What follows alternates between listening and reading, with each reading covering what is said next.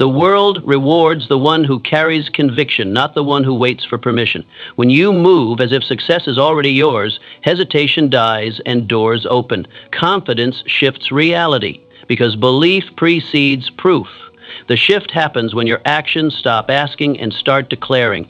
Walk, speak, and build as if nothing can deny you. In a few moments, I will teach you how to act with unshakable belief like success already belongs to you. You become what you believe you already are. You don't become successful by waiting to feel ready. You become successful by deciding that you already are. The world mirrors your posture. If you act timid, it will treat you as weak. But if you walk with certainty, if your shoulders carry belief, the world moves aside.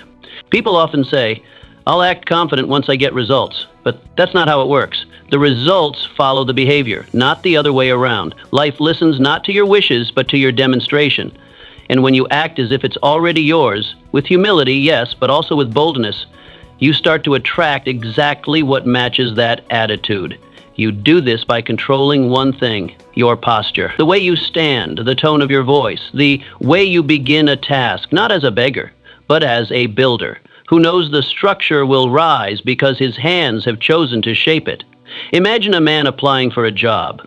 One man walks in timidly, speaking as if he hopes he might possibly do the role. Another walks in and speaks as if he already belongs to the company's future. Who do they hire, you might say, but I'm afraid I'll look arrogant. No, you'll look decisive. The world is hungry for people who claim space without apology. So let me ask you, what would change in your walk, your talk, your habits if you already had the success you seek? Would you still hesitate? Would you still wait for permission? Stop asking to be chosen. Start behaving as if you've already earned your seat. Because when you act as if it's already yours, something inside you shifts. The world feels it, and little by little, it becomes true. Certainty is built, not found. You keep waiting to feel certain, but certainty isn't something you stumble upon. It's something you decide to build. One small step at a time. The man who acts with confidence isn't always right, but he gets farther than the one who keeps doubting every move. Certainty is not loud, it's not arrogance, it's quiet, solid, rooted. It's that internal nod that says, I may not know everything, but I know I will learn what I need. You don't wait for full clarity. You act, and clarity meets you on the way. You create certainty by doing what others fear, beginning without proof, trying before you're ready, speaking before you're sure they'll clap. That's how you build faith, in yourself, in your process, in the unseen path ahead. Think of the young farmer planting in dry soil. There's no guarantee of rain, no certainty of harvest, but he plants anyway, not because he knows the future, but because he believes in what he's doing. That's how you grow, not by sitting with doubt, but by stacking daily acts of commitment. Each one becomes a brick. Each brick builds belief. You may ask, but what if I make a mistake? Let me ask you back. What if staying still is the greatest mistake of all? Certainty doesn't strike like lightning. It rises like the sun slowly with each morning you decide to keep going. So start, move, trust, and let the fire in your bones be louder than the fear in your head. Identity comes before results. You keep chasing outcomes, but outcomes are just shadows of identity. You don't get success by accident. You shape it by who you become. And who you become is decided by what you believe about yourself before you have anything to show. If you still think like the old version of yourself, you will sabotage every blessing meant for the new you. That's why you must act now as if the transformation is already done. Speak with the voice of the man who has already conquered his doubt. Walk with the discipline of the woman who already owns her destiny. The identity must come first, because every action flows from it. Imagine a craftsman who still sees himself as an amateur. Every brush stroke, every cut, every idea is filled with hesitation. But now imagine he believes that he is a master. His hands move differently. His eyes spot detail. His work rises to match the identity. So ask yourself, what would the future you do right now? What would he say no to? How would she spend her time? But here's the truth. You don't need anyone's permission to start embodying that version. You simply decide. You cannot outperform your self-image. So stop trying to achieve your way into confidence. Instead, choose to live like you already are the person worthy of those results, and the results will follow. Results follow ritual, not emotion. Every day you wake up with a choice. Do you follow how you feel, or do you follow your ritual? The man who waits for motivation will always be a servant to his emotions. But the man who builds a ritual, who does what needs to be done whether or not he feels like it, becomes unstoppable. Success does not respond to feelings, it responds to rhythm. If you move only when it's easy, you'll live a life of gaps. Gaps in progress, gaps in confidence, gaps in greatness. But when you build a sacred morning habit, a quiet, consistent rhythm, you send a message to yourself and to the universe. I am serious, even when no one claps, even when no one sees. Imagine a woman who rises every day at dawn. No applause, no crowd, just her, a notebook, a plan, a small step. And day by day, her power grows, not because of one dramatic moment, but because she showed up. Now ask yourself, what would change in your life if you treated your ritual like it was law? You may say, but I feel tired. I say, build the rhythm and your energy will catch up. Don't wait for inspiration. Let ritual carry you when emotion fails, because the ones who win don't do it by chance. They do it by rhythm. Every single day, you must speak as if it's done. Your words shape your world, not just in sentiment, but in structure. Every sentence you speak is a blueprint for what your life becomes. Whisper fear, and fear grows stronger. Speak power, and strength starts to move in your bones. This isn't some mystical theory. It's a principle woven into the human mind. Your subconscious listens. It obeys not what you hope for, but what you command. And most people never realize how many doors they lock each morning by simply saying the wrong things. They say things like, maybe one day, or I'm trying. But trying is just a polite way of saying, I don't fully believe yet. And when you don't believe, why should the world? Why should opportunity bow to uncertainty? You must speak as if your vision is real. Speak not from your current position, but from your destined position. Not as a beggar hoping to be noticed, but as a leader setting the terms of your life. You say, this is who I am. You say, this is what I do, even if no one is watching. Even if the bank account disagrees. Even if the results haven't caught up yet, because speaking it is how you make room for it. The words are the soil and belief is the water. The moment you say it with certainty, your mind begins to stretch, your posture shifts, your behavior follows. Picture a man standing in front of barren land. There's no proof, no sign, no applause, but he says, here, I will build. And because he speaks with conviction, others begin to gather. They ask questions, they offer help. Not because the land changed, but because his words revealed something invisible. Belief, certainty, direction. The same is true for you. If you've been speaking in doubt, you've been shrinking your own path. But you can reverse it right now. You don't need a bigger platform, you need a stronger voice. Not louder, clearer. Say, I am becoming disciplined. Say, I am the kind of person who finishes. Say, this dream is already mine. I'm just walking toward it. Because when your words align with your vision, your actions begin to follow. And when your actions follow consistently, your results catch up. Not by accident, but by design. And the design started with your mouth. So speak with force. Speak with dignity. Speak not to impress others, but to ignite yourself. The world listens more carefully to the man who speaks with quiet confidence than the one who screams for attention. Say less, but say it with certainty. You're not just talking, you're setting bricks. Building belief, framing your future. So don't just speak about your life, speak into it. With power, with clarity, with the unshakable tone of someone who already knows. It's not a question of if, it's only a matter of when. Your actions must match your ambitions. It's easy to dream big, to let the fire burn in your chest while you speak of goals, empires, and a life far greater than the one you're living now. But dreams, for all their beauty, mean absolutely nothing if your actions contradict them. You cannot claim to want excellence and live like you expect pity. You cannot speak of wealth while practicing the habits that ensure struggle. The world is full of dreamers, but very few doers. And in the end, only one group gets remembered. If your vision is grand, your behavior must be sharp, precise, relentless. Because the world isn't listening to what you say, it's watching what you do. You must walk like your future depends on each step, because it does. No one builds a throne by pacing around in circles. No one earns respect by rehearsing the same excuses. If you want something great, your daily life must begin to reflect it, not tomorrow, now. Too many people speak of ambition as if that alone is virtue, but ambition without discipline is a lie you tell yourself to feel better. You say you want to lead, but you still need to be told what to do. You say you want to rise, but your alarm gets snoozed 3 times before you even open your eyes. This is not ambition, this is fantasy, the kind that keeps you comfortable while your real potential starves to death in silence. Picture a man who wants to become a great writer. He's got the shelves of classic books, he's bought the finest notebooks and pens, he's told everyone about the story burning inside him, but each day he avoids the blank page. He does everything except the one thing that actually makes him a writer. And so despite all the appearances, he remains exactly what he is, a man with a dream, not a destiny. So ask yourself honestly, if someone were to film your life for a week, without your voice, without your explanations, would they believe in the future you say you want? Would your habits convince them? Would your effort inspire them? And if not, then it's time to change. But I'm still learning, you say. That's fine. But learning alone is not transformation. You must apply, you must execute. A messy action beats a perfect idea that never touches the ground. A failed attempt teaches more than 1,000 unread pages. Match your behavior to your destiny, not just when it's easy, not just when it's visible. Make your habits sacred. Hold your time like a weapon.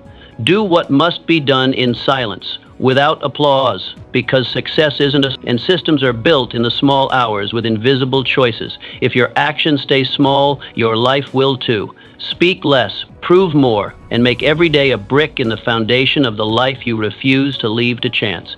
Confidence grows in the doing. Confidence is not discovered in stillness or summoned by mere thought. It is forged in movement, raw, repetitive, unglamorous motion. You do not become confident by sitting in a quiet room and convincing yourself of your worth. You become confident when you stand up and do something that proves it, not to others, but to yourself.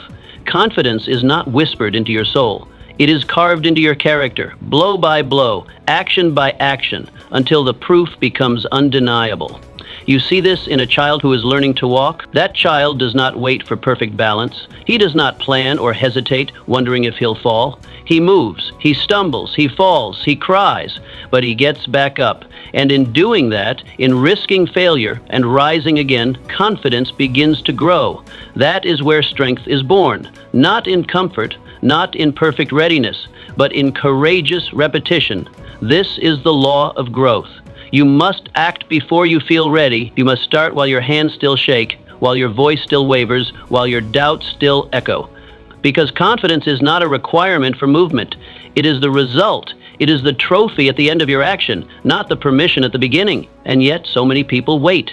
They wait to feel brave. They wait to feel sure. And in their waiting, the opportunity fades. Not because they weren't good enough, but because they never moved. Think of a blacksmith at his forge. The first strike of the hammer is uncertain. His aim is clumsy. The sparks fly, but the metal barely bends. Yet he strikes again and again. Over time, his arms grow steadier. The steel begins to yield, and suddenly, there's rhythm, there's power, there's control. That's what confidence feels like. Not a single bold moment, but a rhythm of persistence. The first strike is fear. The 100th is strength. Now stop and picture yourself. Think about the thing you've been postponing, the decision you've been delaying, the work you keep preparing for, but never beginning. You tell yourself you're not ready. You tell yourself you need more clarity, more knowledge, more courage. But what if you acted anyway? What if you treated your hesitation as the very reason to begin? What if the next step wasn't a risk, but a signal, a declaration that you are done waiting?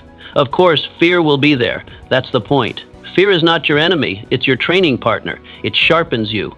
You do not banish fear by avoiding it. You silence it by proving it wrong. Confidence belongs to those who walk through fear and earn the right to feel strong. It is not the privilege of the lucky. It is the reward of the brave.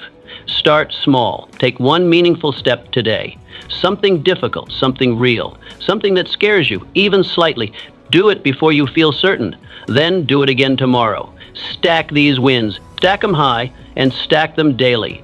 Because confidence is not something you wait for, it is something you build. And if you do this long enough, you won't need to chase confidence anymore. It will no longer be a feeling you hope to have. It will live in your spine, in your hands, in your breath.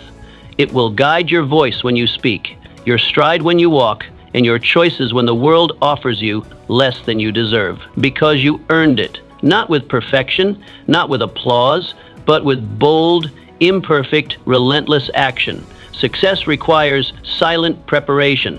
The loudest victories are not born in applause, they are forged in silence. Not the glamorous kind of silence people pretend to enjoy, but the gritty, disciplined solitude that demands your full presence when no one else is watching. It's easy to dream when the crowd is cheering. It's easy to post your goals, speak of your ambition, and collect approval like coins in a jar. But those things do not make you victorious. Noise doesn't build legacy. Work does. Quiet, consistent, often unseen work. The truth is harsh but freeing. It's not the spotlight that shapes your destiny. It's what you do in the shadows. It's the early mornings you wake before the sun because your vision won't let you rest. It's the long nights you spend learning, refining, repeating, while the world sleeps and forgets to care. These are the moments that matter, not the interviews, not the accolades, but the decision to rise when no one would notice if you didn't. People crave results. They hunger for recognition, for the world to validate their ambition. But few want the loneliness it takes to become great. Few want the grind without glory. Few want to train without the camera. But this is the price. This is the tax of transformation. And the man who pays it in full, without shortcuts, without applause, he becomes undeniable. Think of the composer, hunched over his desk by flickering candlelight. No crowd, no piano concert, no promises. Just paper, ink, silence, and a sound in his mind that won't let him quit. Note by note, hour by hour, he carves music into existence. And when the world finally hears it, they call it brilliance. But the brilliance was born in his solitude, and that solitude was his strength. Now think about your life. Strip away the noise. Strip away the audience. Strip away the validation. What's left? What are you doing with your unseen hours? Are you using them to build, to read, to refine your skills? Shallow comparison. The honest answer matters more than you realize. You might say, but no one sees what I'm doing. Good, that's the test. Because if you only give your best when someone's watching, you'll always be a slave to validation.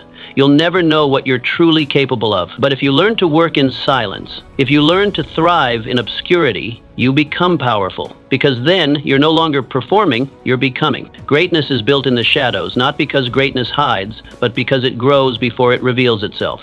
Like roots beneath the surface, your habits, your repetitions, your unseen efforts, they're building strength. And when the curtain finally rises, it won't be your words that carry you. It'll be those invisible hours, that discipline you kept when no one clapped for you, that decision to keep going when no one cared. So go ahead, retreat into yourself, find a room, find your rhythm, and build. Turn down the volume of the world and turn up the intensity of your focus. While others post about success, prepare for it. While others wait for permission, train in private.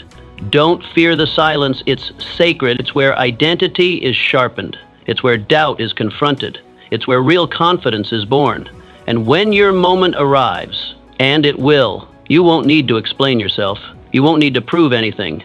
Your presence will carry weight. Your results will do the talking. Because silence does not mean weakness. Silence means preparation. And the most powerful ones are often those who were underestimated, until they could no longer be ignored.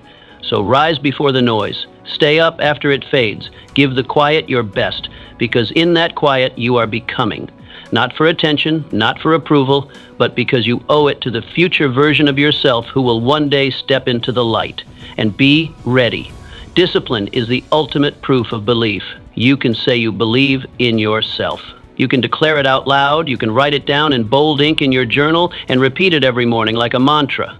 But belief, true belief, is not proven in what you say. It is revealed in what you do. Your discipline is the real evidence of your faith in yourself. Because discipline says, I believe in the future I've chosen, and I'm willing to suffer a little now to build it. Most people talk about goals. They dream vividly, they even make plans, but when the alarm rings early, they roll over. When discomfort appears, they back off. They say they want success, but they won't keep a schedule. They say they want influence, but their mornings are chaotic. They say they want greatness, but they compromise it with daily habits of laziness and delay. And so their belief, loud as it may sound, is empty, because belief without discipline is just noise. The truth is, real belief is quiet. It's in the routine. It's in what you do when nobody is watching. It's in the 10,000th step that no one will applaud. You may not always feel powerful, but discipline gives you proof that you are. Not because the task was easy, but because you showed up when everything in you wanted to stop. Think of the soldier who wakes before dawn to train. Wind, heat, cold, it doesn't matter. He sharpens his blade, perfects his steps, pushes his body past comfort, not for applause, but because he knows that when the battle arrives, hesitation is death. His discipline isn't rooted in motivation, it's built on belief. Not belief in today, but belief in what must be ready tomorrow. His discipline is an act of faith. It says, I will be ready, no matter what. Now look at your own life, your morning, your night, your patterns between. What story do they tell? What truth do they reveal? Do your actions prove that you believe in where you're going? Or do they quietly whisper that you doubt it? Because your routines don't lie. If you say you want to become someone powerful, but you keep skipping the small things that build that power, your life will always reflect that contradiction. And yes, consistency is hard. Discipline requires sacrifice. There will be days you feel tired, days when your mind screams for rest or escape. You'll be tempted to skip, to break your own promises. That's normal. That's human. But here is where belief is truly tested. Will you choose short-term relief or long-term strength? If you struggle to stay consistent, don't try to do it all. Start small. One act of discipline done every single day, no matter how minor, is worth more than a flurry of random effort that dies out by week's end. It could be 5 push-ups, a 10-minute reading habit, a short walk, a cold shower. One disciplined act anchors your identity, and when done repeatedly, it transforms how you see yourself. You become what you repeat. Each act of discipline is a vote for the kind of person you are becoming, a silent, powerful vote that says, I am not here to live small. I am not here to surrender to mood or fear.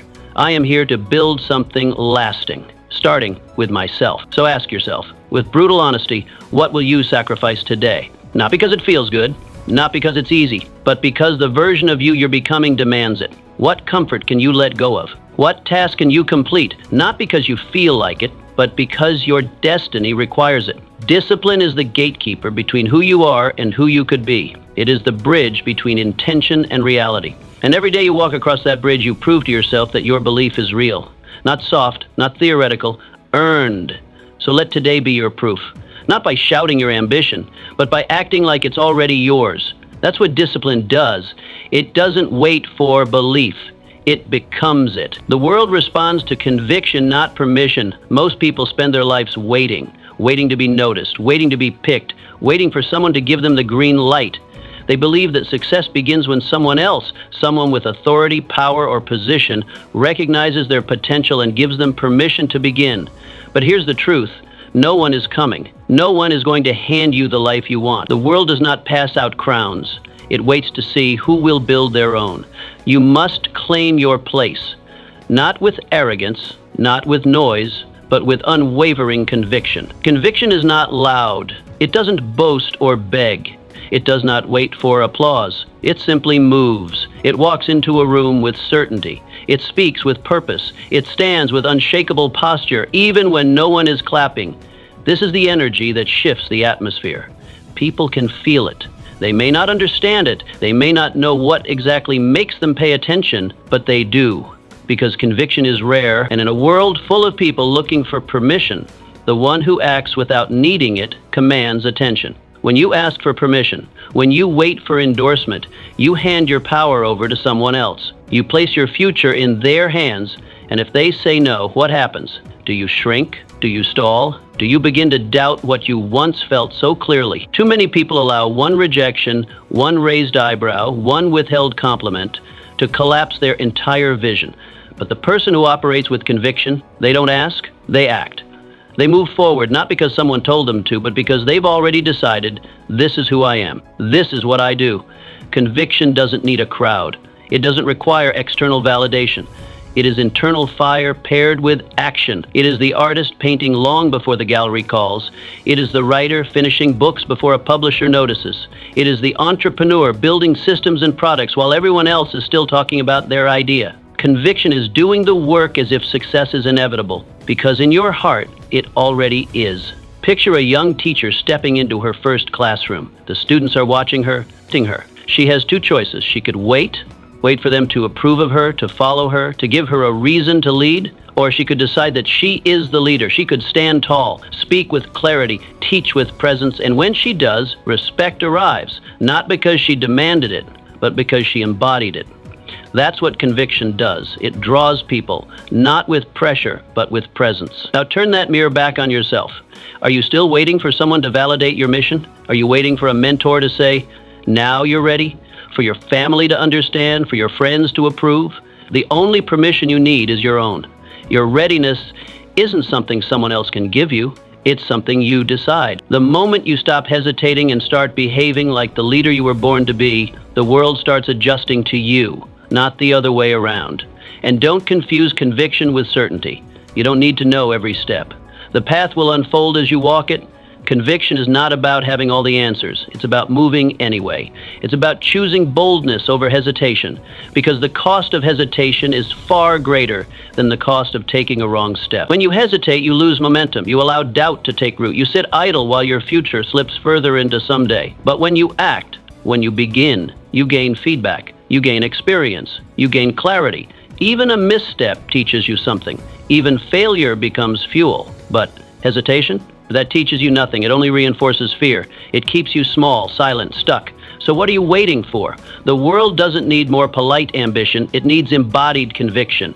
People who move without applause, who build without permission, who show up every day not because someone told them to, but because they know this is their calling. This is their mission. And no external validation can replace internal truth. You're already enough.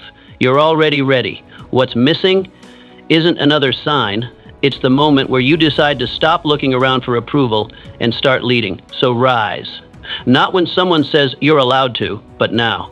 Move not because it's guaranteed, but because you're willing. That's what conviction demands. That's what leadership looks like. And the world won't hand it to you. It will only respond once you claim it. Your standard determines your destiny. You don't rise to the level of your dreams. You fall to the level of your standards. Dreams inspire, but standards shape. Your life isn't built on what you want. It's built on what you accept. If your standards are low, if you tolerate indiscipline, excuse weakness, or turn a blind eye to your own mediocrity, then every opportunity that comes your way will eventually collapse under the weight of your own inconsistency. It's not fate that destroys progress. It's the quiet erosion of low expectations. But if your standards are high, everything shifts. Your time becomes sacred. Your word becomes law. You no longer let your future be decided by mood or circumstance. You protect your progress with fire. Standards are not goals. A goal is what you're reaching for. A standard is what you refuse to fall below. It's the floor, not the ceiling. It's the line you draw in the sand and say, never again. Not because someone told you to, but because you've decided that your future demands more. It's not about perfection. It's about precision. It's about refusing to let your potential be dragged down by laziness, excuses, or cheap shortcuts. A man can say he wants success. He can fill journals with affirmations, make vision boards, read motivational quotes. But if he wakes up late, procrastinates on his work, and rushes through his commitments, he's lying to himself. His actions speak louder than his words. His standards, those invisible rules he lives by, are telling the truth, and they're dragging him down. Raising your standards is not a motivational speech. It's not about hype, it's about integrity. Imagine a master craftsman working alone in a quiet shop. He finishes a piece of furniture and notices a flaw, tiny, almost invisible. He could let it go, no one would know, but he would, and that is reason enough to redo it. His standard is excellence, not applause. He's not waiting for someone to hold him accountable. He's already decided. Nothing leaves these hands unless it's right. Now ask yourself, what have you been letting slide? What corners have you cut because no one's watching? What tasks have you rushed because it doesn't really matter? These are not small decisions. They're bricks in the foundation of who you are becoming. Every time you tolerate laziness, every time you deliver something you know could be better, you reinforce a pattern, and patterns become identity. You might say, but I'm doing my best. Are you? Or have you simply grown comfortable with your current level? There is a difference between effort and standard. You can work hard and still fall short if your standards are low. The truth is, we often confuse exhaustion with excellence, but they're not the same. Just because you're busy doesn't mean you're rising. Just because you're tired doesn't mean you've done your best. When you raise your standard, the change is immediate, even if the results take time to show. You stop negotiating with laziness. You stop saying yes to things that pull you away from your purpose. You become precise with your language, intentional with your actions, and protective of your time. You no longer tolerate behavior in yourself that you once excused. You become sharp, and this sharpness cuts through noise. Others may resist it. They may call you intense, rigid, obsessed. Let them. Because what they call obsession, the world later calls mastery. The truth is, most people are scared of high standards because high standards hold up a mirror. They reveal where we've been settling. But when you commit to a higher standard, you don't just elevate yourself, you challenge the people around you to rise too. And though they may resist at first, eventually, the world responds to what you demand from it. Standards are contagious. When you walk with discipline, others begin to follow. When you speak with conviction, people listen. And when you no longer accept less than excellence from yourself, life begins to match your expectations. Not because it's easier, but because you've become the kind of person who can handle it. So raise your standard, not for applause, not for ego, but for alignment, so that your actions match your vision, so that your habits match your hopes, so that when the results arrive, you don't have to scramble to be ready. You already are. Because in the end, success doesn't belong to the person with the loudest dream. It belongs to the one with the highest standard, the one who lives every day as if excellence is not an option, but a requirement. Let silence speak for you. In a noisy world, silence is power. Not weakness, not absence, not fear, but control. The kind of control that doesn't need validation, doesn't beg for attention, and doesn't crumble under doubt. Silence is the posture of those who are too focused to waste time performing. It is the language of the disciplined, the driven, and the dangerous. When you choose silence, not out of fear, but out of intention, you are declaring to the world that you are working on something too important to be interrupted. You don't need to explain yourself to everyone. You don't owe the world a play-by-play of your progress. You don't need to constantly update your plans, defend your motives, or justify your journey. The strongest people you'll ever meet are not always the loudest. In fact, they rarely are. The loudest man in the room is often the one who feels the smallest inside. He speaks to cover the cracks. He performs to protect the image. But the man who is silent, who observes, who listens, who sharpens, he is the one shaping the future while everyone else is talking about it. Silence is not inactivity. It's precision. It's movement without noise. It's motion without applause, and it's deadly effective. You don't waste your breath trying to convert doubters. You don't argue with small minds. You don't explain your vision to people who've never built anything of their own. You just build, quietly, consistently, strategically. And when the results come, they come like a storm.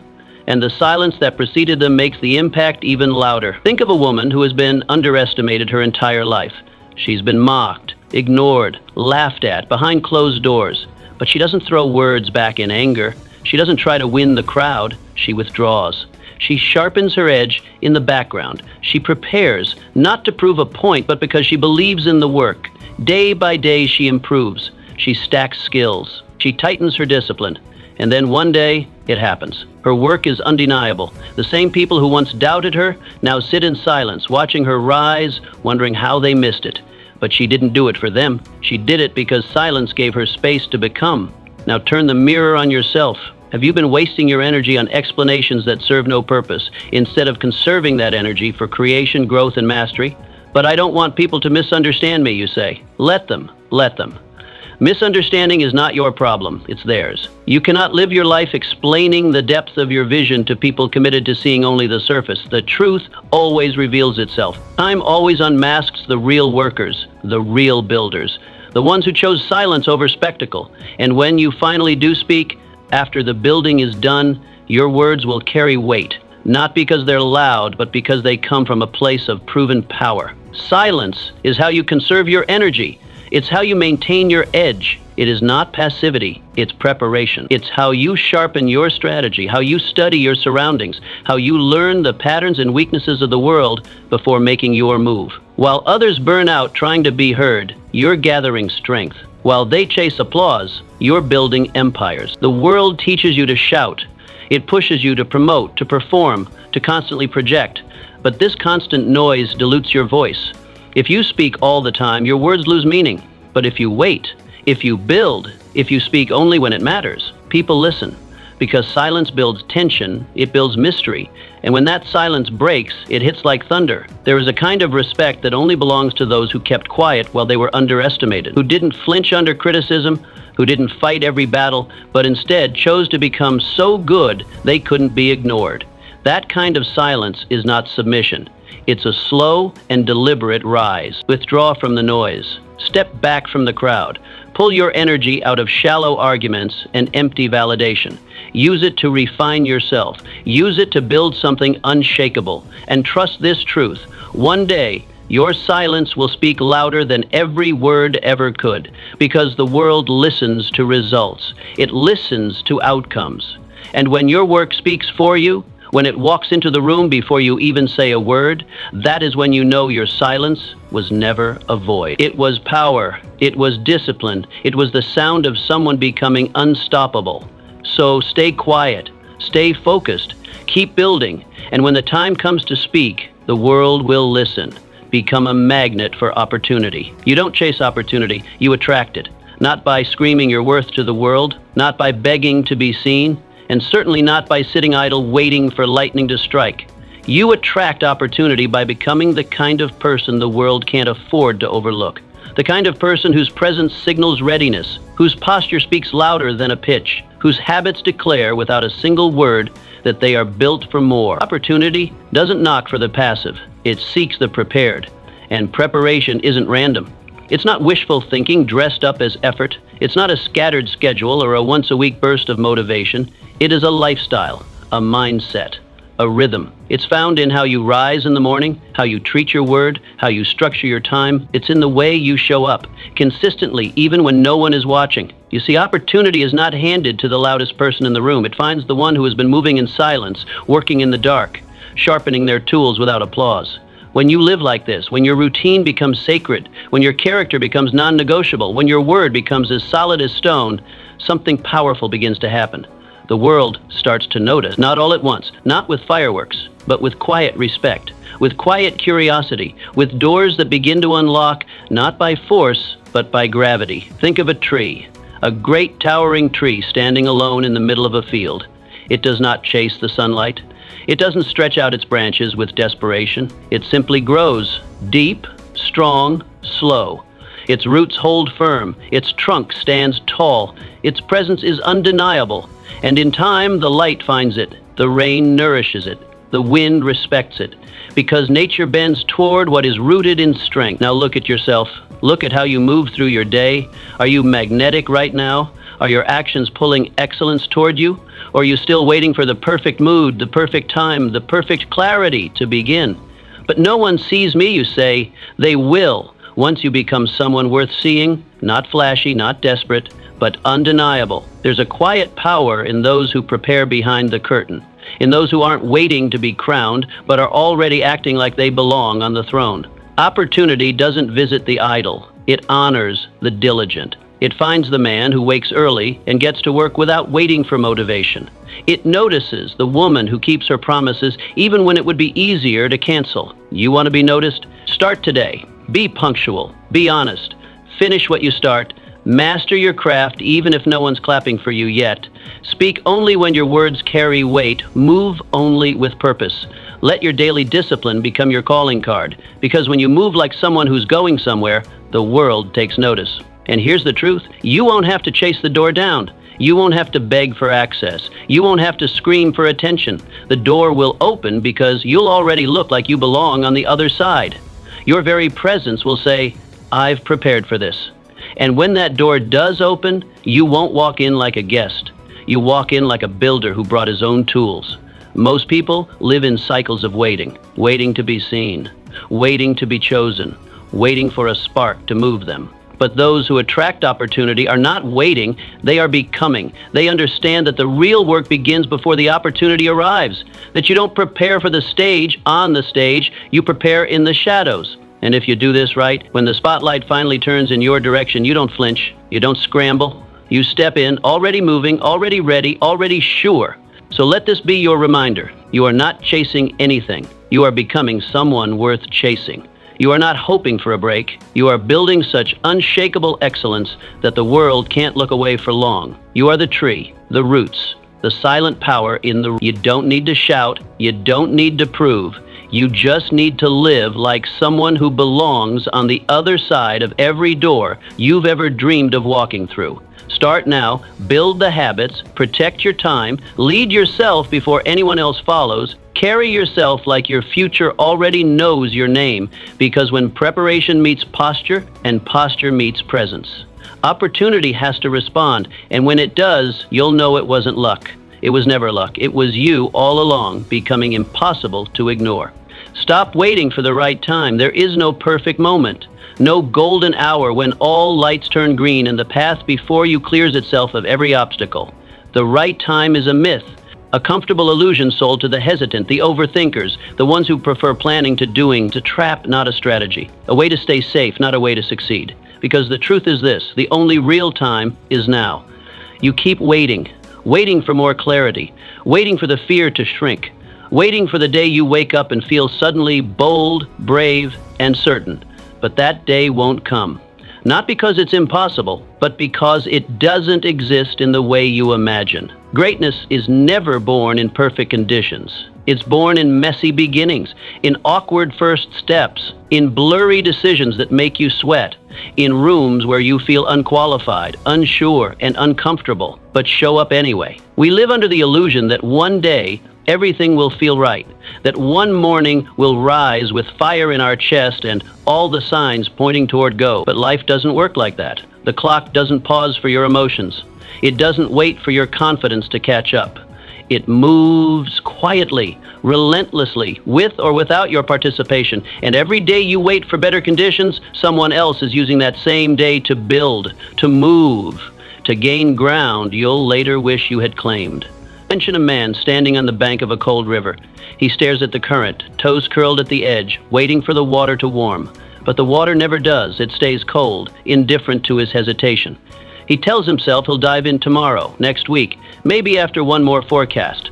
Meanwhile, another man walks up, doesn't hesitate, and jumps in. He shivers, he struggles, but he learns. He swims, he adapts. And while the first man is still waiting for ideal conditions, the second has already reached the other side. This is what life is like. The ones who leap don't do it because they're fearless. They do it because they choose not to be controlled by fear. They understand that readiness isn't something you find, it's something you become. You don't wait to feel ready to begin, you begin. And readiness shows up along the way. Confidence doesn't lead the charge, it follows action. Ask yourself honestly, what have you been postponing? That book you've been dreaming of writing? That business you've imagined 100 different ways in your head? That conversation you know you need to have? That change in career or city or lifestyle that keeps whispering to you when the room is quiet? You tell yourself you're being strategic. You tell yourself it's about timing. You convince yourself you're waiting for a little more stability, a little more income, a little more support. But look deeper. Are you really preparing, or are you just scared? Are you researching, or are you hiding behind the excuse of just one more thing? But I don't feel ready, you say. Of course you don't. No one does. Readiness is not the price of admission. It's the reward for walking through the door anyway. It's the result of movement, of doing something before you're certain. You leap, and then you learn how to land. You speak, and then you find your voice. You build, and then your hands become skilled. But nothing comes from waiting. Nothing grows in hesitation. Make the decision today, not because you feel fully confident, not because every piece is in place, but because your future deserves more than delay. Stop checking the wind. Stop watching the tides. The conditions may never change, and even if they do, you'll find a new reason to wait, a new fear to nurse. Fear doesn't disappear when circumstances improve. It disappears when you move in spite of it. Put your foot forward. Take the first step. Let the rest catch up. Life is not about having every answer in advance. It's about showing up with what you have, where you are, and trusting that motion will reveal more than meditation ever could. Because while others wait for the right time, you'll be too busy making time work for you. You'll be building while they plan, creating while they doubt, winning ground while they whisper about when the stars might align. And by the time they begin, you'll already be miles ahead, not because you knew more, but because you started sooner. So stop worshiping the myth of perfect timing. Stop holding your breath for a life that only begins once everything feels safe. The water will always be cold. The current will always look strong. But if you jump, if you dare, you will learn, you will grow. And you will prove to yourself that greatness was never about luck or timing. It was always about action. Now is the time, not because it's perfect, but because it's real. It's yours, and what you do with it will define the rest of your life. Do the work, even when it's boring. The secret to mastery is not found in excitement. It is not discovered in the adrenaline of new beginnings or the thrill of praise. It does not emerge from the spotlight or applause. The true path to mastery lies in the mundane, in the ordinary, repetitive, often unseen tasks that most people overlook. Mastery lives in routine, in repetition, in the steady, unshakable commitment to do the work even when it feels like nothing is changing. Most people fall in love with the dream. They get addicted to the idea of success, the image, the recognition, the impact, but they grow restless with the process. They want the results without the repetition. They want the victory without the grind. They crave progress but reject patience. And so, when the novelty fades and the work becomes routine, they look for an exit. They chase the next new thing, hoping it will feel easier. But mastery doesn't reward the ones who chase excitement, it crowns those who stay. Doing the work, especially when the excitement is gone, is the highest form of belief. It is saying, this still matters, even when your emotions no longer scream it. It is staying when no one claps. It is waking up and showing up not because you feel like it, but because your standard demands it. That kind of consistency, that quiet determination, is the fuel of mastery. Think of the violinist. The audience hears a cascade of beauty, the kind that moves souls and stirs emotions. But what they don't hear are the years of drills, the thousands of hours spent repeating scales, perfecting posture, adjusting grip again and again. The calluses, the missed notes, the fatigue, that's the price, that's the process. The performance is just a reflection of what was built in solitude. Now picture your own life, your journey. Where do you start with fire but quickly flicker out? Where do you allow boredom to whisper you away from your path? Maybe it's your fitness routine, or your writing, or your business. Maybe you said you'd commit, but the grind started to feel heavy. The steps became predictable, and so you backed off, thinking you lost interest, when in fact you lost your connection to the process. But it's so repetitive, you say, yes. And that's exactly where your power is forged. In repetition, you sharpen. In repetition, you evolve. In repetition, you learn to endure, to refine, to deepen your discipline. Repetition is not the enemy, it is the foundation. It turns actions into instincts. It burns away mediocrity and reveals who's really in it for the long run. The mistake most people make is thinking greatness should feel great all the time, that if it's dull, it must not be right. But the truth is, boredom is not a sign to stop. It's a sign to lock in, to go deeper, to stop seeking stimulation and start seeking substance. Because the ones who rise are not those who wait for motivation. They are the ones who move without it. Success doesn't come to those who act only when it's convenient. It comes to those who show up consistently, no matter the mood, no matter the weather, no matter the silence. That's where the real transformation happens. In the dark, quiet mornings when you feel like skipping, in the late nights when you'd rather rest, in the unglamorous hours that nobody sees but you. Mastery is a slow burn, a process of laying one brick at a time with care and intention. It's not a sprint. It's not a viral moment. It's not built in passion alone.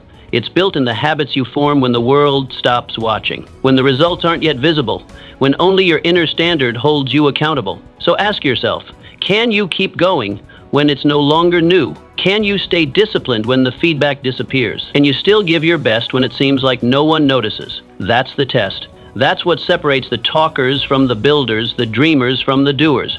And here's the thing. The foundation you lay during those quiet, dull moments becomes permanent. It holds you when storms come. It anchors you when pressure builds. It is the invisible strength beneath your visible success. The audience will see the outcome, but you will know what it cost. And that cost is paid in silence, in sweat, in repetition. Do the work, especially when it's dull, especially when it's uncelebrated, especially when your feelings say, maybe not today. Because the work you do when you don't feel like it, the chapters you write when you're uninspired, the reps you push through when you're tired, the decisions you honor when no one would blame you for quitting, that work is sacred. It builds something within you that excitement never could, discipline. And from discipline comes excellence. And from excellence comes mastery. So stop looking for the spark, start looking for the ritual, the routine, the practice. That's where mastery lives. In the small things done greatly, in the ordinary hours honored fully, in the quiet commitment that says, I will show up no matter how I feel. Because in the end, it won't be the loudest voice or the biggest idea that wins, it will be the one who embraced the boring parts and kept going. Live as the future you would. You already know what the future version of you looks like. That version of you walks with certainty. Their posture is tall, not arrogant, but grounded. Their voice carries clarity, not because they shout, but because they speak from truth. They don't stumble through decisions. They act with vision. They command respect, not because they demand it, but because they embody it. That person exists within you, not as fantasy, but as blueprint. So here's the real question. Why not live like them now?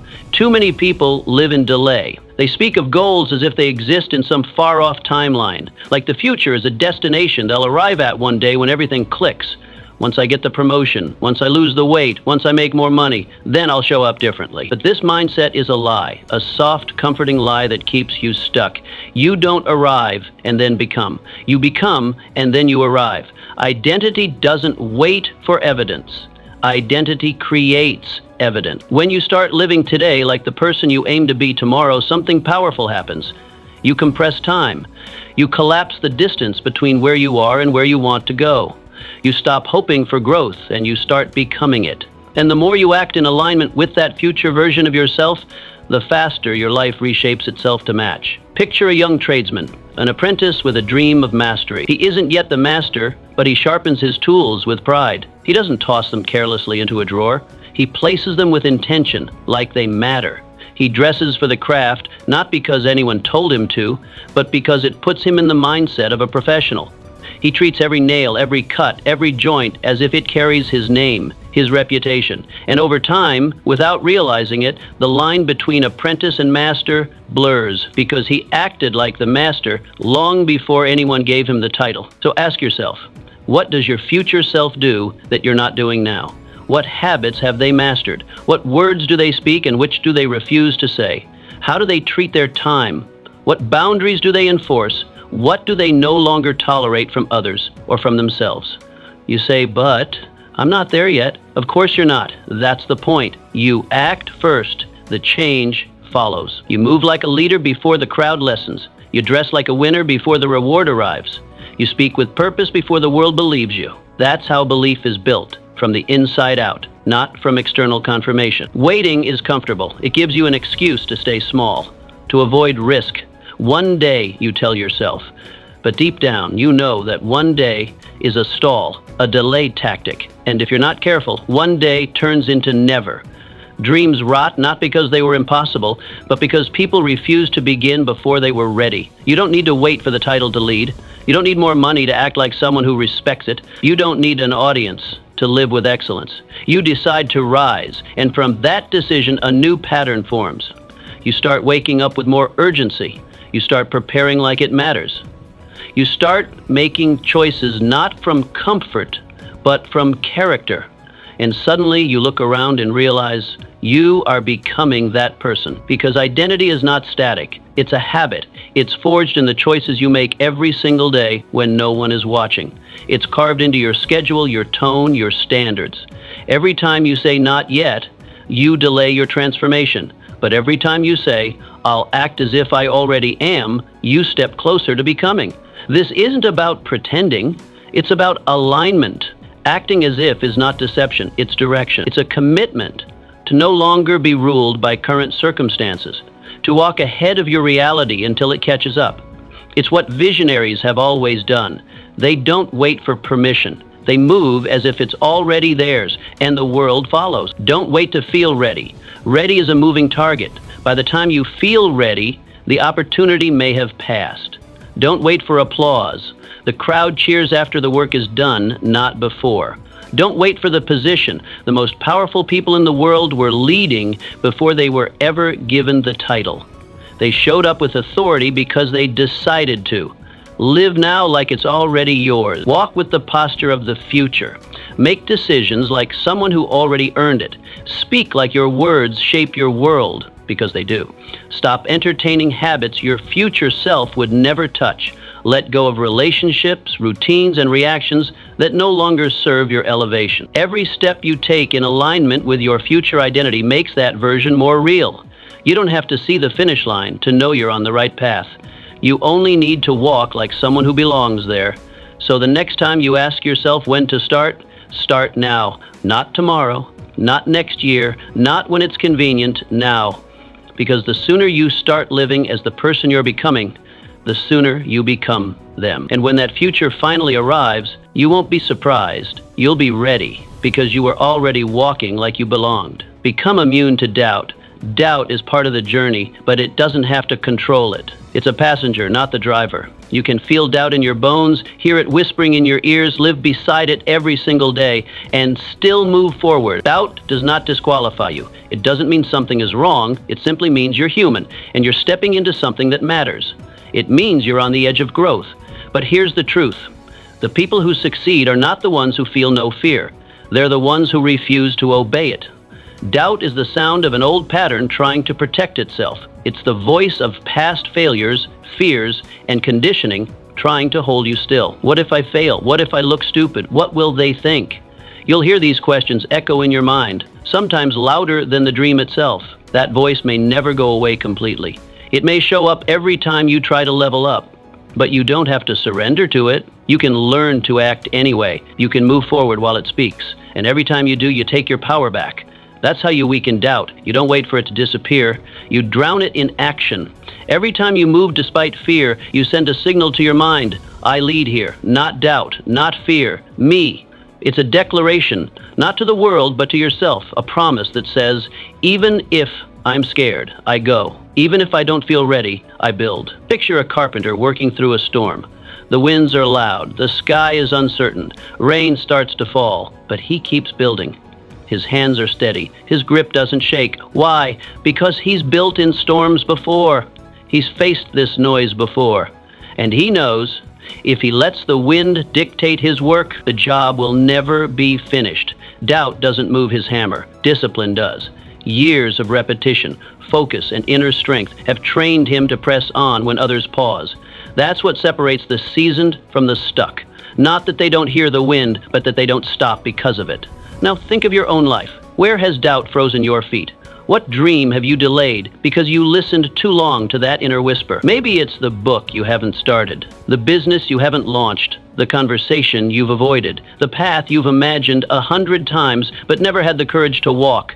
You tell yourself it's not the right time, that you need to think a little longer, plan a little more. But underneath all that strategy is doubt in disguise, pulling the strings with quiet hands. You say, but what if it goes wrong? And I ask you back, what if it goes right? What if that step you're afraid to take becomes the doorway to everything you've been waiting for? What if the risk reveals a strength you didn't know you had? What if all the things you fear never happen and in their place something beautiful unfolds? You'll never know if you keep giving doubt the mic. You'll never taste what's possible if you keep giving fear the final word. It's not about eliminating fear.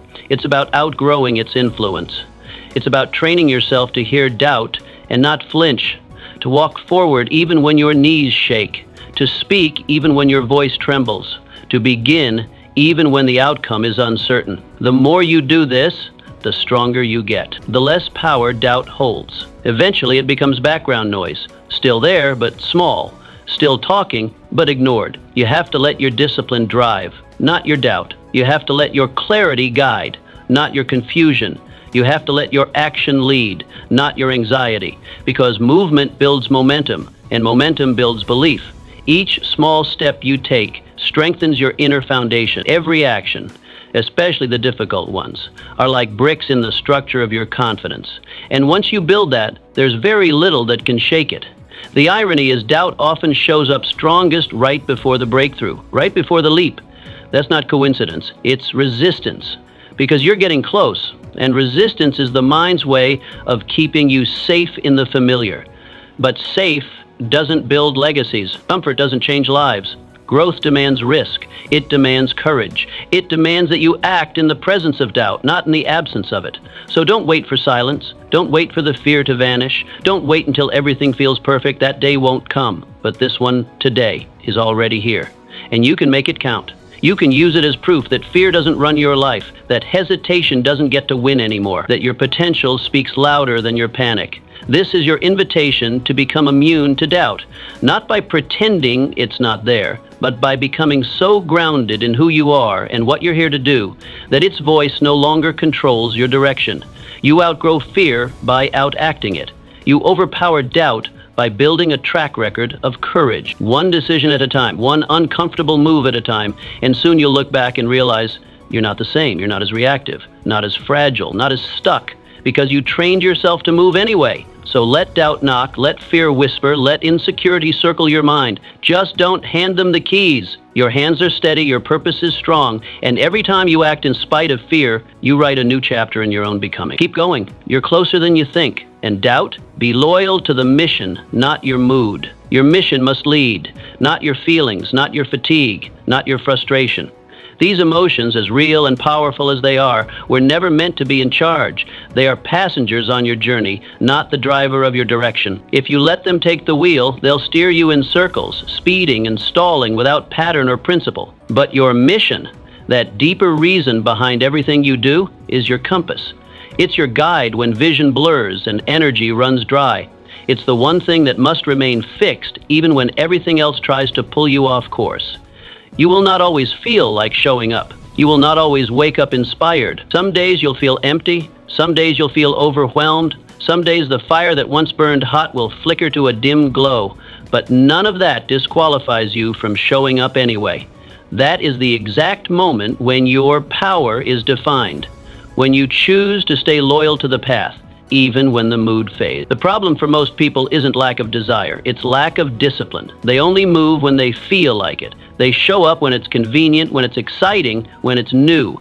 But the moment the energy dips, they disappear. They let their emotions dictate their commitment, and so their lives resemble a roller coaster. Up one day, down the next. That's not the way of mastery. That's chaos dressed as freedom. Feels like choice, but it's really surrender. Real strength is measured in your ability to lead yourself when no one else is watching, when the crowds are gone, when no one's cheering, when there's no applause to chase and no eyes to impress. The man or woman who can say, "I don't feel like it, but I'll do it anyway," that person is dangerous. It's because their mission is stronger than their moods. Their purpose is louder than their pain. Think of the captain sailing through a storm. The waves rise violently. The sky darkens. Rain lashes the sails. It's easy to panic, easy to doubt, but the captain doesn't throw away the map just because the weather changed. He doesn't smash the compass out of frustration. He knows the storm is temporary. The goal remains, so he adjusts, steadies his hands, reorients his mind, and he keeps going. That's what mission looks like. It's not about sunny skies, it's about unwavering direction. Now look at your own life. Trace the times when you gave up, not because you lacked ability, but because you let a bad day turn into a decision. Maybe you were tired, maybe you were discouraged, maybe something unexpected threw you off, and instead of anchoring yourself in your mission, you let the feeling of the moment overrule the reason you started. You handed the wheel to emotion, and it drove you away from what mattered most. But I was exhausted, you say. I was frustrated. I didn't have it in me. Yes, and that makes you human. But here's what separates those who rise from those who remain. Those who rise refuse to let emotion determine direction. They feel the weight, but they still move their feet. They feel the fear, but they still take the step. They feel the doubt, but they still speak the truth. They've made a decision in advance. I obey my mission, not my mood, because purpose doesn't care how you feel, it cares what you do. Action is the proof of belief. And belief, when lived out consistently, reshapes everything. You can't build legacy on fleeting emotion. You can't construct a powerful life on the shifting sands of I feel like it. You need bedrock, something unshakable. And your mission, your why, is that foundation. This isn't about becoming robotic. It's not about denying emotion. It's about ranking emotion properly. It's about training yourself to feel it, acknowledge it, and then return to the mission. That's what maturity looks like. That's what leadership demands. So recommit. Re-anchor. Reconnect with the version of you that started this journey, not the one who is tired today, but the one who once burned with clarity. Revisit the fire. Remind yourself why you began, and then move from that place, not from fatigue or frustration, but from your original intention. This is what the best do. The athlete trains on cold mornings when the bed begs them to stay. The writer writes through the silence of doubt. The entrepreneur shows up to an empty room and still gives their best, not because they feel like it, but because they decided to. And that's what this is, really, a decision, a line in the sand, a commitment to say, I am loyal to my mission, not my emotion, not my mood, not my momentary discomfort, but to the vision that pulled me forward in the first place. When you live this way, something changes. You begin to move like a leader. You begin to walk with presence. You begin to operate as if the life you want is already yours. And that changes the way the world responds to you, because confidence is contagious. Clarity attracts opportunity, and consistency builds credibility with yourself and everyone watching.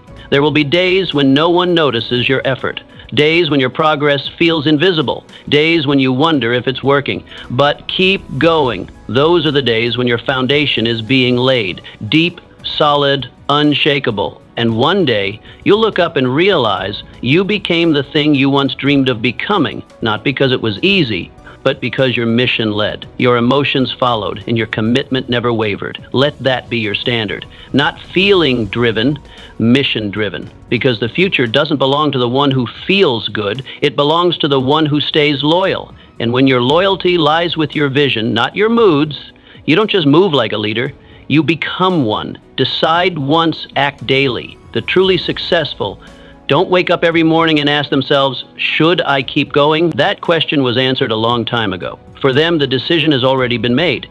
It's not something they revisit based on how they feel, how tired they are, or what the weather looks like outside. It's not on the table for renegotiation. They decided once, fully, deeply, and permanently. And from that moment forward, each day becomes action, not internal debate. That's how they conserve energy. That's how they build momentum. They don't spend the first hour of every day in hesitation. They move. They execute. They follow the track they already laid. Indecision is a thief. It doesn't just delay your progress, it steals your clarity. It robs you of power before your feet even hit the ground. When you're still questioning your path every morning, you've already lost. You've lost energy, you've lost time, you've lost the sharpness that comes with a focused mind. You spend your mornings debating with yourself instead of building yourself. And the tragedy is most people don't even realize how much strength they lose to indecision. They confuse hesitation with wisdom, but it's not wisdom. It's fear dressed up in caution. When your decision is already made, your mind stops negotiating. Your actions start aligning. The questions disappear. The fog lifts. The day becomes simpler, not because it's easy, but because it's clear. You're no longer wondering if today is the day you show up. You just show up. No more questioning if it's worth it. You've already said yes. You've already drawn the line. You've already decided who you are. And now, your behavior matches that decision. Picture the man who wakes before dawn. He doesn't wonder whether to train. He trains. He doesn't ask himself if he's still committed. He is. He made a choice once, and he's still living inside the power of that choice. That's what separates him. It's not superior talent. It's not more resources. It's not better timing. It's that he walks with less resistance because the decision was already made. His mornings are built for action, not argument. He doesn't spend energy on if, he's focused on how. Imagine a soldier, sworn to a cause. His orders come, his boots hit the ground. He doesn't sit around each morning reevaluating the mission. He doesn't pause to wonder if the battle is still worth it. He acts as if it is because it is. And that posture, that allegiance to a decision greater than the moment, is what gives him endurance. It's what allows him to keep pushing even when the terrain gets rough, when the days get long, when the enemy presses in. His strength is not in his mood. It's in his loyalty to the mission. He doesn't need constant inspiration. His decision is his motivation. Now take a look at your own journey. How many times have you paused, doubted, or reevaluated what was already meant for you? How many mornings have you lost to the voice that says, maybe not today? Every time you delay, you drain. You burn energy on mental friction that should have been resolved by one firm commitment. The longer you stay in indecision, the further you drift from mastery. Because mastery requires full alignment, Your mind, your words, your actions, all pulling in the same direction without hesitation. But what if I change my mind, you ask? And that's a fair question. You can change your mind, but only when your purpose changes, not when your mood does. Too many people abandon their vision, not because it stopped mattering, but because they had a bad day. That's not change, that's surrender. There's a difference between a new direction and a new excuse. One is growth, the other is sabotage. So decide today. Decide who you are. Decide what you're becoming. Decide what you no longer negotiate with. Maybe it's your discipline, your commitment to your craft, your decision to rise early, train hard, speak clearly, lead boldly. Whatever it is, make that decision final. Carve it into the foundation of your identity, and from this day forward, act in alignment day after day with that choice. Let your days become the living evidence of the commitment you've made. There is power in finality. There is momentum in clarity. When you stop revisiting the decision, your life accelerates. You begin to walk faster, move sharper, speak stronger. You trust yourself more. You hesitate less. You stop asking for permission and start commanding direction. You don't need someone to push you. You've already set yourself in motion. And here's the beauty of it. Once you truly decide, the results start chasing you. You're no longer spending energy trying to figure it out. You're building, moving, becoming. And people notice that. Life responds to that. Opportunities start appearing, not because you're lucky, but because you've become someone who's ready. Ready to act, ready to lead, ready to endure. Commitment is rare in a world of wavering. But those who commit fully, boldly, without apology, become the ones the world can't ignore. They build legacies, not because they had fewer doubts, but because they had one greater decision. So make yours and never look back. End with honor, begin with fire. Every night as the world winds down and the noise of the day dims to silence, you are presented with a sacred moment. A mirror, not of glass, but of memory and conscience. You lay your head down, not just to rest, but to reflect. And that reflection speaks volumes. It does not ask how you felt, but whether you stood, whether you did what you said you would do, whether your actions matched your ambition, whether the promises you whispered in the morning were fulfilled by the man who walked through the hours that followed. That is the true measure of power. Not how you begin when motivation is high and the world feels new, but how you end when fatigue sets in and no one is watching. Do you collapse? Or do you close the day with dignity? The great ones know victory doesn't belong to those who only start strong. It belongs to those who finish strong. They understand that each day is a story, and a story isn't defined by its first sentence. It's defined by how it closes, by the energy of the final page, because that final line carries momentum into the next chapter. A weak ending weakens the beginning of tomorrow, but a powerful close, that sets tomorrow on fire before it even begins. There is honor in finishing. There is pride, not arrogance, but the rightful pride of integrity, when you can say, I gave it what I had. I stayed loyal to my goals. I didn't let fatigue become my excuse. That is the quiet strength of character. That is the beginning of greatness. And make no mistake, your future is watching. Not just the enthusiastic burst of energy you give at sunrise, but the unwavering commitment you show when dusk settles in. It sees whether you protect your time in the evening as fiercely as you guard your mornings. It watches whether you act in your final hour like success is already yours. Not someday, not when it's convenient, but now, right now. And when you live with that sense of ownership, the days begin to shift. Time bends for those who respect it. Picture a builder, an ordinary man with extraordinary discipline. At the end of each day, he cleans his tools. He sweeps his space. He lays out tomorrow's blueprint. He doesn't leave a mess for his future self to fix. He prepares the field. He creates continuity. So when he returns, his momentum is not broken. It's waiting, ready. Like a fire he banked overnight. He doesn't start from scratch, he starts from strength. And that is what most people miss. They think discipline is about big gestures and grand beginnings. But true discipline, it's in the exit, in the quiet, intentional moments when no one will praise you, no one will post about it, no one will even know. But you will, and your future will. So let me ask you plainly, how have you been ending your days? Do you close the book with satisfaction or shame? Do you sleep beside your excuses or beside your effort? You say, but I'm tired. Of course you are. That's what makes this moment powerful. Finishing when you're energized is easy. Anyone can do that. But to finish when you're tired, to stand tall when your body wants to fold, that is the act that builds a warrior. That is the habit that forges a legacy. This is where the fire lives, in the closing hour, the hour where most give up, the hour where legends are born. Because it is here that you prove to yourself what you are made of, and when you finish strong, even once, you train your identity to see yourself as a finisher, as a builder, as a closer. That identity compounds. It builds day after day until you are no longer someone who tries to finish. You are someone who always does. And when you wake up the next day, there is no hesitation, no confusion. You don't have to get your mind back into gear. You are already aligned. The day greets you not with resistance, but with rhythm, because you carried your power from the night before. You earned your morning by the way you ended your night. And what if you fail? What if you had a rough day? You still finish? You still take one last honorable step? You still choose something, no matter how small, that says, I did not surrender. It could be a page in your journal, a quiet, whispered commitment, a simple act of preparation, but you do it because it matters. The future doesn't require perfect effort. It demands honest effort, repeated, reinforced, refined. Ending strong is not about doing everything. It's about doing what matters most, especially when it would be easier not to.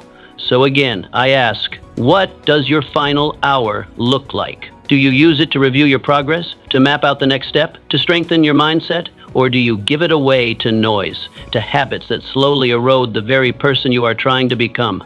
Live with the awareness that each day is a brick in your legacy.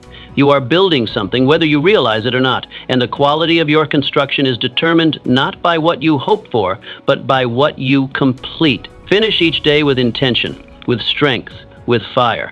Let your final act be a message to your future. I am coming for you. I am not wasting time. I am not living on wishes. I am working in truth. And when your head touches the pillow, feel the quiet pride not of perfection, but of alignment, of truth, of showing up, of finishing. Because that's how you earn the next day. That's how you rise. That's how you win. Dress, speak, and move like you belong every day, whether you realize it or not. You're broadcasting a message, not through your words, but through your presence. The way you enter a room, the way your eyes meet others, the way you stand, sit, dress, and carry yourself. These are not just surface-level details. They are signals, silent signals, to the world, yes, but even more critically, to yourself. How you present yourself is the first commitment you make to the day. It's the armor you choose to wear, not just to impress others, but to remind you who you are and what you stand for. Excellence begins in the mirror. The man who respects himself doesn't wait for external validation to act with honor. He chooses to walk with purpose before the reward arrives, because that choice is what attracts the reward in the first place. This is where most people get it wrong. They think success is something you earn, and only then can you behave like you've made it. But the world doesn't work like that. You don't receive the position, then rise into it. You rise before, and that rise is what earns you the position. When you dress with care, you're not being vain. You're being intentional. You're telling yourself, I'm worth the effort. When you speak with clarity, you're not trying to sound impressive.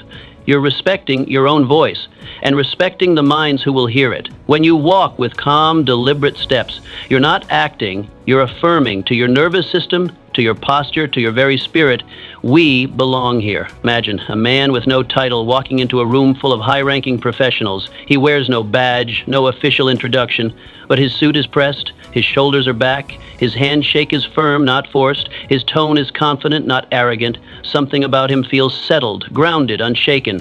He speaks like someone who has nothing to prove, and yet somehow proves everything with each word he chooses not to waste. Nobody has crowned him anything.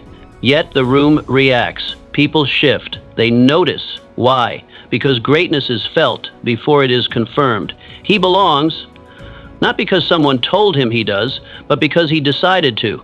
That decision, quiet as it may be, changes everything. So now, ask yourself honestly, if your dream life were already yours, how would you walk into the next meeting? Would your head be down, hoping no one notices you? Or would you walk in with presence, knowing you bring value? Would your tone tremble?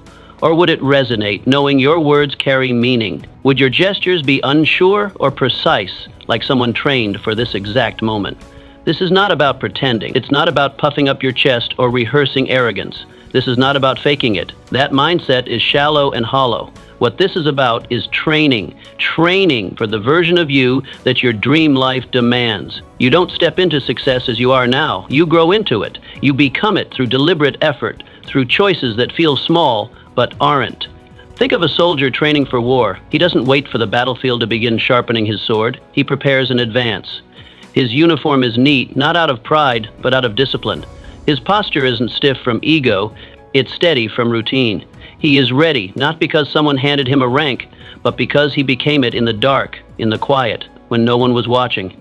Now, think about your own future, your calling, your vision, that next level you keep dreaming of. It is not passive. It's not waiting for you to show up when it feels right. It's asking you now, can you carry yourself like someone who belongs here? Not someday, not when the paychecks match, not when the applause arrives, but now. But I don't want to be fake, you might say. Good, you shouldn't be. But understand this, there's a vast difference between being fake and being in formation.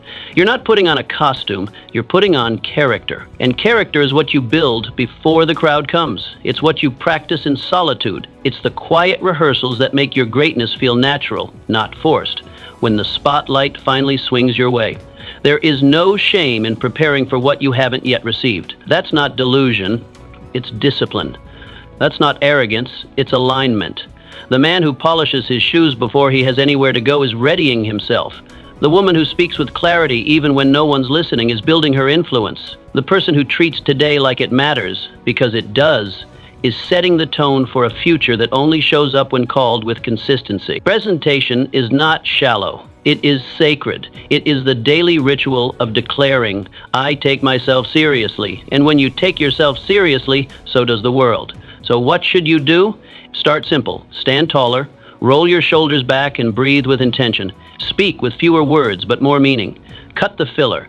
Walk into rooms slowly. Let others feel your calm before they hear your voice. Choose clothes that reflect your focus, not to impress but to affirm. Clean up your space. Trim the edges of your day with order.